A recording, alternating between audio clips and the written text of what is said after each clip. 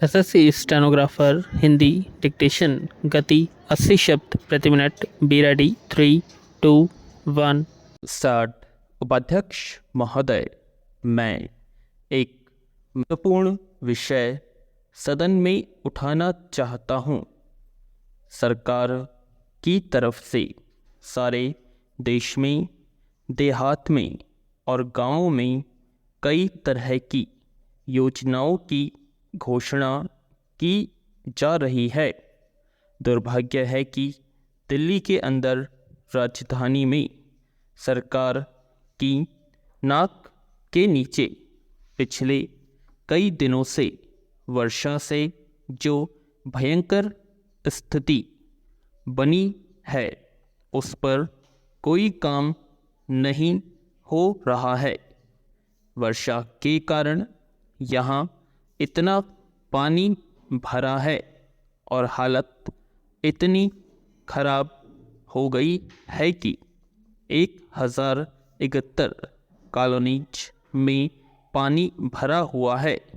कारण यह है कि सरकार की सूची में इन कॉलोनीज को अनधिकृत कॉलोनीज कहा जाता है। इस वजह से दिल्ली की सरकार वहाँ न कोई विकास के काम कर सकती है और न कुछ और निर्माण के काम कर सकती है। मैं चाहता हूँ कि केंद्रीय सरकार इन कॉलोनीज को अधिकृत घोषित करे ताकि वहाँ पर विकास एवं निर्माण के काम हो सके। इस काम को करने में अगर कोई कानूनी अड़चन है तो उसको हल किया जाए। विराम। इन कॉलोनीज के लोग नारकीय जीवन व्यतीत कर रहे हैं। यहाँ घुटनों तक पानी चढ़ा हुआ है और सीवर का गंदा पानी उनके घरों में जा रहा है। यह स्थिति अगर राजधानी में है तो हमारे लिए यह लज्जा की बात है। मैं चाहता हूँ कि केंद्रीय सरकार शीघ्रातिशीघ्र 1071 कॉलोनीज को अधिकृत सूची में लाए ताकि दिल्ली की सरकार उन कॉलोनीज के विकास के लिए काम कर सके। अभी अभी हाईकोर्ट ने डीडीए, डेसू और एससीडी को आदेश दिया है कि वे दिल्ली में विकास कार्य करने हेतु बेहतर तालमेल के साथ कार्य करें। स्टॉप। केंद्रीय सरकार के जिम्मे जो काम है उसको वह करती नहीं और उसने ही वे दिल्ली की सरकार को काम करने देती है। इसमें दिल्ली की सरकार के हाथ बंधे हुए हैं। इन कॉलोनीज में 48 लाख से अधिक लोग रहते हैं और वे बहुत ही नारकीय जीवन व्यतीत कर रहे हैं। विराम।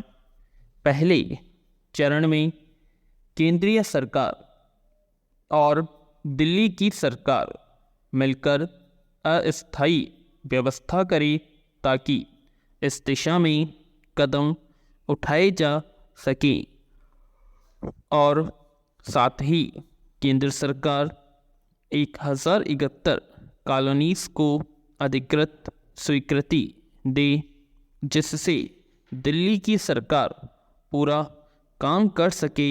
पैरा। बैंक कर्मचारियों के लिए पेंशन योजना पर 1993 में सहमति हुई। कारानामे के बाध्यकारी उपबंधों के बावजूद निजी क्षेत्र के अधिकतर बैंक योजना को कार्यान्वित नहीं कर रहे हैं। पैरा उपाध्यक्ष महोदय, वे कर्मचारी को पेंशन का वितरण नहीं कर रहे हैं। कारानामे में सरकारी क्षेत्र और निजी क्षेत्र दोनों ने योजना को कार्यान्वित करने पर सहमति जताई है।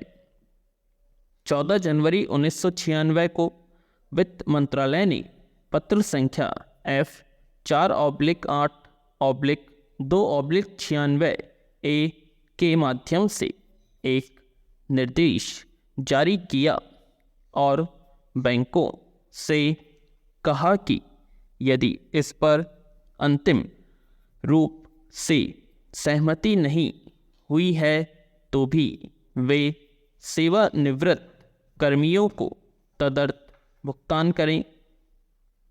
वित्त मंत्रालय से निर्देश मिल जाने के बावजूद अधिकांश निजी बैंक योजना को कार्यान्वित नहीं कर रहे हैं। वे सेवानिवृत्त लोगों को देय पेंशन का भुगतान नहीं कर रहे हैं। अतः मैं वित्त मंत्री जी और वित्त मंत्रालय से अनुरोध करता हूं कि वे निजी क्षेत्र के बैंकों को भी यह योजना कार्यान्वित करने के लिए कहें। मैं मंत्री जी से तदर्थ आधार पर ही सही लेकिन भुगतान करने की व्यवस्था करने का भी आग्रह करूंगा। निर्देश मात्र देकर चुप रहने से काम नहीं चलेगा, इसलिए मंत्री महोदय हस्तक्षेप करें और बैंकों को सेवानिवृत्त लोगों को पेंशन का भुगतान करने हेतु बाध्य करें। मैं शून्यकाल के दौरान किसी बात का उल्लेख नहीं कर रहा हूँ। मेरी बात का संबंध शून्यकाल से नहीं अपितु भारत के संविधान के अनुच्छेद 105 और 75(3) से है, जो सदस्यों और मंत्रियों के अधिकारों के विषय में है। मैं इस मामले में आपसे तत्काल व्यवस्था देने की मांग करता हूं, क्योंकि सदन 13 तारीख को स्थापित हो जाएगा। यदि यह व्यवस्था नहीं की जाती है तो मैं समझता हूं कि निर्दोष सदस्यों को लगातार परेशान किया जाता रहेगा। हमें सदन के बाहर चल रहे घटनाक्रम पर ध्यान देना होगा, इसलिए मैंने इस संबंध में सूचना दी थी। मैं आशा करता हूं कि माननीय अध्यक्ष इस मामले को आज ही निपटाएंगे। विराम।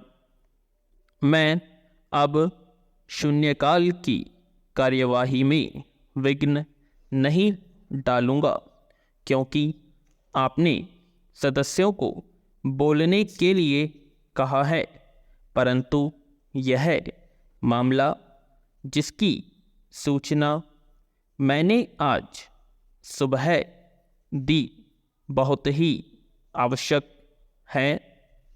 मुझे आशंका है कि मंत्रियों और सरकार के एक दल के रूप में नहीं अपितु संस्था के रूप में के अधिकारों को कम करने का जानबूझकर प्रयास किया जा रहा है, क्योंकि मंत्रीगण सामूहिक रूप से लोकसभा के प्रति उत्तरदायी है। उन्हें केवल लोकसभा में ही उनकी त्रुटियों और चूकों के लिए जवाब मांगा जा सकता है, इसलिए मैं कह रहा हूँ विराम।